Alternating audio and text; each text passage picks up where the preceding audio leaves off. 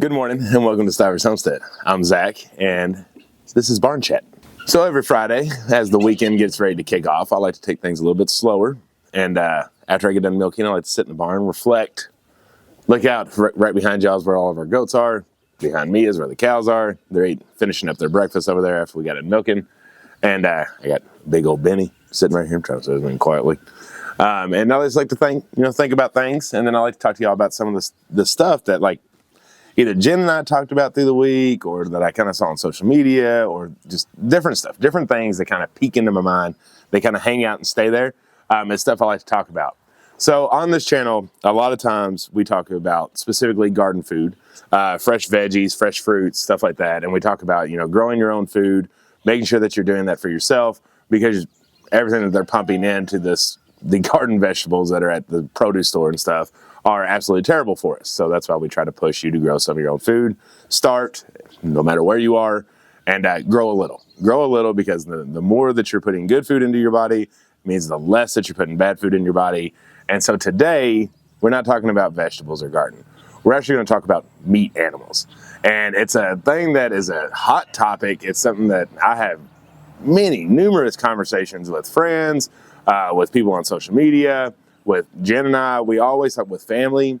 It's just one of those things that I still don't understand others' point of view. It's one that I can't figure out. I can't understand it. So it's something that I wanted to talk to you all about, to see, one, if maybe you can go down in the comments and help me understand if I am wrong. But two, I want to talk about how disconnected we are from our food system and how bad that is. Now, let me go ahead and start by saying, it might offend some people, might get a little triggered from it. So just a pre-warning there. We are going to be talking about raising animals to eat. So just FYI there. But if it does bother you, also maybe stick through this video and see if it's maybe time for a change. In my personal opinion, if you eat meat, period, if you eat meat at all, you must be able to process an animal. You need to know how to kill the animal, how to process the animal, how to preserve the animal, and then be able to eat it. And the reason I say that is because when we talk about processing animals, one thing always gets brought up. My heart's too big, I just can't do it. Okay. Do you eat meat? Yeah. Then your heart's not too big to eat an animal. That animal died. It was killed by someone for you to eat. So to me, your heart's no bigger than anybody else's, because you're still killing the animal because you're eating it. Now, that was a big old blunt statement, wasn't it? There's a lot more to that. Well, but I get it. We're going to get into those. So we process our own meat chickens here. At the end of this month, we're going to be processing our pig. Now, previously, before this month, we send our bigger livestock off to a butcher. Now, and that's okay too. Like, in my opinion, as long as you're raising the animal up on clean food, you know what they're eating, and you can still make that call to put it in the trailer and take it to a butcher, I'll give you, that's a good first step. Shouldn't be your last step, but it's a good first step to get there, because somebody is doing the processing for you, but you're taking accountability in that animal and raising it. At the end of this month, we are going to partake in butchering and processing Bessie, our pig, ourselves. We love Bessie. Bessie's been a good pig on this farm. He's living a great life. He gets baby goat massages right now. They're jumping. He's laying down, trying to take a nap, and they're jumping on top of his back. He's like a playground for him. He's been a huge thing for this property. But I still know why Bessie's here. And I still know the reason why we're homesteading. And that's to have clean, healthy food going into our guts and getting away from all the processed foods from a grocery store. So yeah, his name's Bessie.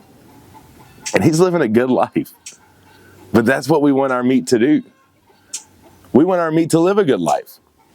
And I will say, he was named accidentally. So let's clear that up real quick. When we had him, I don't know if you've ever sexed pigs or not, but they scream, it's loud, it's hectic. Those little piglets can lose it. And so when we were sexting, we actually sexed him wrong. We thought he was a girl, a female. And so he got the name Bessie. And then He turned into a boy. So then we got him castrated, and we just kept his name Bessie, the boy named Bessie. But either way, most of all of our animals, besides the chickens, have a name. And it's because it takes so time consuming to grow these things out, like cattle. If you have heritage pigs, like what Bessie is, he's a cooney. They take a while. So they're going to become a part of your farm. But us, in our opinion, taking care of that animal and letting them live the absolute best life they've ever lived and having one bad day is better than them being stuck up in some pig facility that they barely move, they never see daylight, and they're just slopping all over each other, pooping all over each other, and then getting processed. To me, that was more than one bad day. That was his whole life was bad day. The whole life, every day was a bad day for that pig. Bessie can say otherwise. He's only gonna have one bad day. And he's gonna fill our freezers full of beautiful, beautiful pork. So it's not cruel to name them, and it's not cruel to love on your meat animals. It's cruel not to. It's cruel to be so disconnected from that animal and giving them a bad day every day. We want them to live a good life until it's time for processing. And on processing day, I guarantee you, Jen and myself cry, and the kids too. Like, we'll definitely cry. We'll say a prayer over him, prayer over the day, prayer for everybody that's there with us. And it's a hard day. Our hearts are big as well, even though we process our animals. It's rough. But then once, I'll say the gory stuff's out of the way.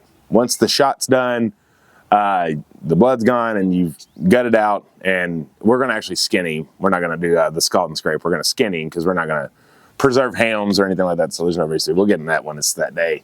But once you get to the point to where it looks like what you're buying, thank you, Jim, what you're buying from a grocery store, you feel things change a little. Then you start getting a little excited, and that's good. That's okay, because you're starting to get excited for the amount of meat that you just raised up that is now getting ready to go in your freezer that you don't have to purchase from the grocery store, because it looks like grocery store meat at this time. And so there's different ways to be able to do this.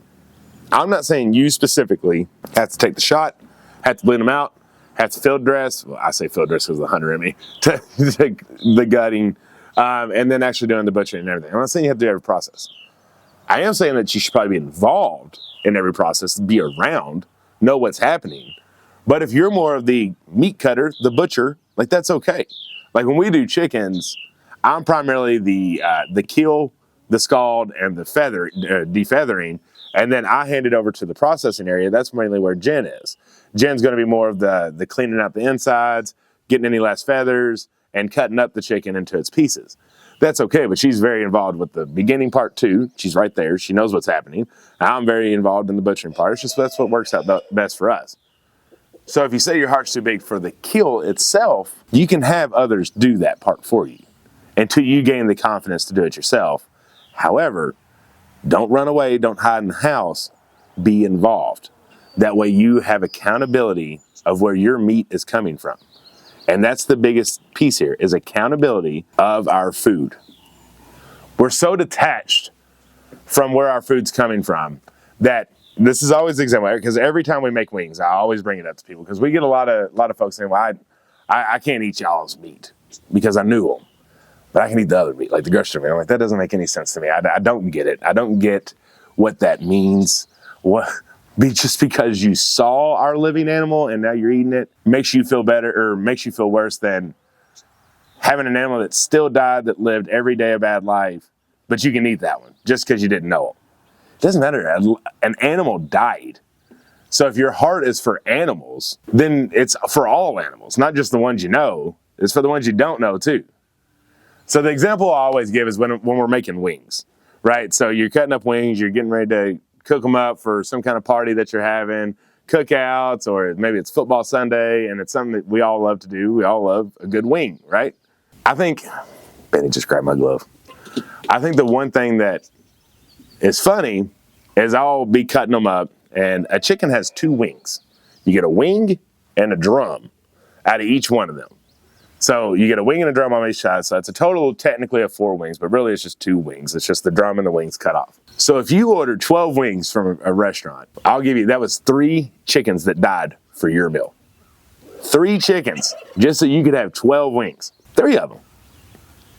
And everyone's like, man, I never thought of it like that. I'm like, I know, because we're so detached from our food system. We're so detached from where our food comes from that we don't even realize that a chicken has 2 drums, 2 wings that come off one body. So every 4 wings, a chicken died for you to eat that. This isn't me saying don't eat wings. I love wings. I love eating wings. It's one of my favorite things to cook. It's one of my favorite things to eat. But what I'm saying is I know the sacrifice that was made for me to be able to eat those wings. And so we make it a step harder to grow our own chickens. And so those wings, I know each one that we had to kill to be able to have this day. And what I'm saying is you need to realize that too. You need to realize that animals are dying. Animals are having terrible lives for you to be able to get that packet of meat from the grocery store. I'll go to the distant Steve and say, yeah, half of them are probably suffering. If you've never Googled commercial meat buildings of any kind, do it. It's horrific. Absolutely horrific. It'll make you stop wanting to eat meat. For real. The way they treat the animals, the conditions they're in, it's just gross. It's gross and it's nasty and it's terrible. So maybe our heart's a little not as big because we raise them out in the field, raise them out in the sun and the grass, we name them, we love on them, and then we process them. Stuff pill to swallow. Don't get me wrong.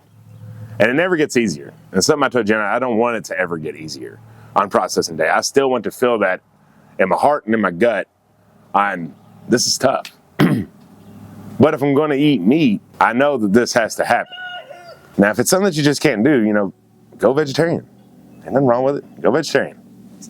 Only take what the animal is giving you, milk, eggs, and then the rest is garden. Then you don't have to kill them. But if you're eating meat, you got to be able to know what's happening, what had to happen, and most importantly, you need to be attached to it. You need to have accountability of that meat and where it's coming from, because it's so important. It's so important to me for people to know where their food is coming from and the sacrifice that had to be made. Food has one job: to give us nutrients, they give us energy, they keep us big and healthy, and then it leaves us. We have romanticized food so much. These fancy restaurants, the beautifulness that can be created of food. And it's nice. It's really nice. But the fancier the meal is, the more animals basically had to die to create an itty-bitty plate of food. Because we've gotten to this point to where we just want the best cuts of everything. And then these restaurants and these other places are just throwing out the rest. Or the butchers are just throwing out the rest because nobody wants to buy that stuff. They just want the filet.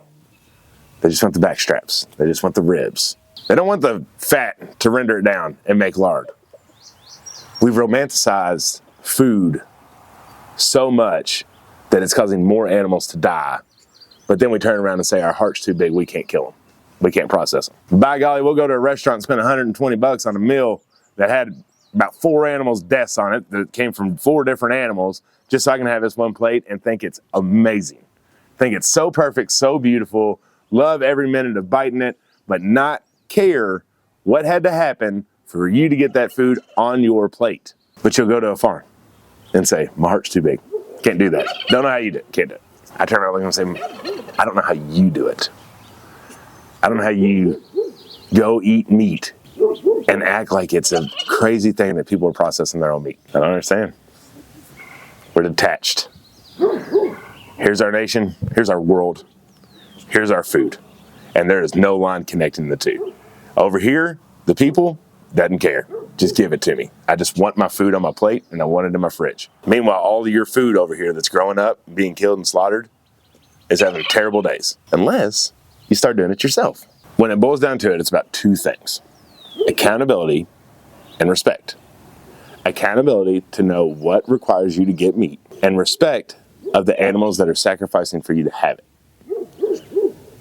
When you grow it yourself, you're forced to do both. You're forced to be accountable, and you're forced to respect that animal because they're around too long not to. Because I know you're not gonna terrorize your meat animals. You're not gonna just distance yourself away from them. You limp in. You start with chickens. Chickens are so easy. And meat chickens we do keep separate from our laying hens. We let them free range. We let them prep different garden areas that we're doing and stuff like that. but they are detached. And we don't name our meat chickens just because there's so many of them, they all look exactly the same. Now, sometimes we pardon a few, some that have a little bit more personality than others. That's why we grow or raise up ones that aren't Cornish crosses that can live out. But I mean, a couple will get pardoned. Maybe one had a little bit better coloring, one's a little bit better personality. They get pardoned, but the rest go in a freezer. But they live a good life and they have one bad day. So we have accountability. We're trying to do it ourselves, and we have respect for that animal as it's raising up. They're getting treated just like our dairy animals do. There's no difference.